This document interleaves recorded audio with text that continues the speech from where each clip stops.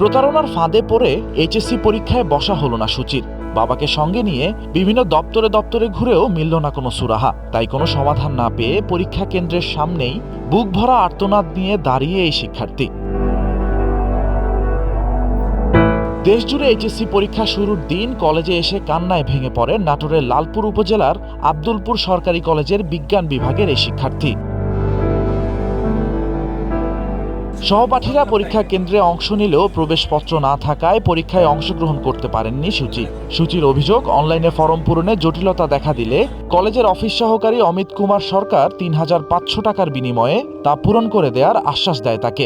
ওই লোক এখন আমার অ্যাডমিট ঠিক করবো বলে রাজশাহী যায় বসে আছে, এখন পর্যন্ত আসেনি। ওর ফোন বন্ধ করে রাখিছে, এখন ওর জন্য আমার পরীক্ষা দেওয়া হচ্ছে না।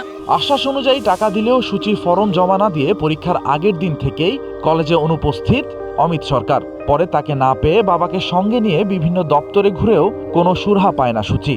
অবশেষে পরীক্ষার দিন প্রবেশপত্র না থাকায় এইচএসসি পরীক্ষায় অংশগ্রহণ করতে পারে না এই শিক্ষার্থী। আমি চাই ও যেন চরম পরিমাণের শাস্তি পায়, যাতে আমার মতন আর কোনো শিক্ষার্থী সে এরকম সর্বনাশ করতে না পারে। সহপাঠীরা পরীক্ষায় অংশ নিলেও সুচি পরীক্ষার কেন্দ্রের বাইরে দাঁড়িয়ে করছে আর্তনাদ। আজকে আমার পরীক্ষা হচ্ছে, সবাই পরীক্ষা দিচ্ছে আর আমি এখানে।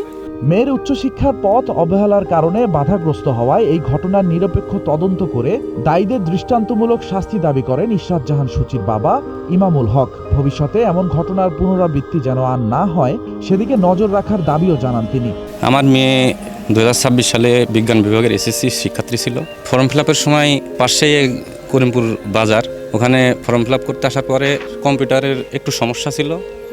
ওখানে বলে যে কলেজে যাও, যা দেখো কি বলে ওরা, এখানে তো কাজ হচ্ছে না। তখন একজন অফিস সহকারী অমিত সরকার, তার সাথে দেখা, সে বলে যে এখন তো সমস্যা হচ্ছে, কলেজে জমা দিতে হবে টাকা, তো আজকে দিয়ে যেতে হবে, কিন্তু তাহলে কাজ হবে না। যখন কম্পিউটার শুরু হবে, কাজ শুরু হবে সার্ভারের, তখন আমরা কাজটা সারব। এই বলে সে আমার বিজ্ঞান বিভাগের জন্য 3500 টাকা নেয়।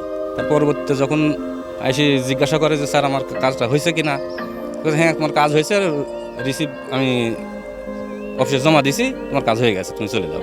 গত 3 দিন সে অ্যাডমিট কার্ডের জন্য কলেজে আসার জন্য সে বিভিন্ন দেখায় যে তোমার সমস্যা হয়েছে, বোর্ডে পাঠানি হয়েছে, কালকে এসো। আমি চাই যে এই অমিত সরকার এই কলেজে না আর কোনো ছাত্রছাত্রীর সর্বনাশ করতে না পারে। এদিকে অফিস সহকারী অমিত কুমার সরকারের বিরুদ্ধে লিখিত অভিযোগ দেয়া হলে অভিযোগ পেয়ে দ্রুত ব্যবস্থা নেওয়ার কথা জানান আব্দুলপুর সরকারি কলেজের অধ্যক্ষ জনাব মাহমুদুর রহমান। এই মেয়েটি যেহেতু আমাদের রেগুলার কলেজের যে নিয়ম অনুযায়ী ফর্ম ফিল আপের সিস্টেম ছিল, আমাদের নোটিশ অনুযায়ী, সে সেটাতে অংশগ্রহণ করেনি।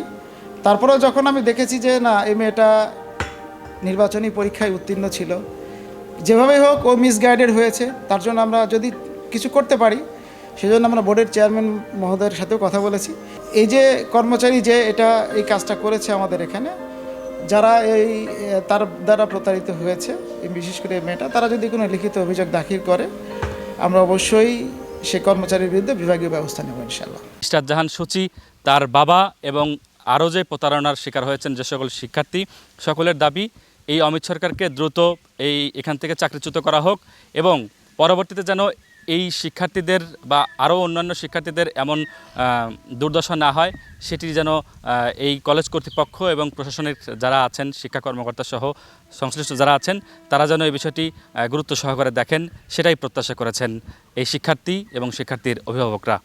Nazmul Hasan, one news, Natore.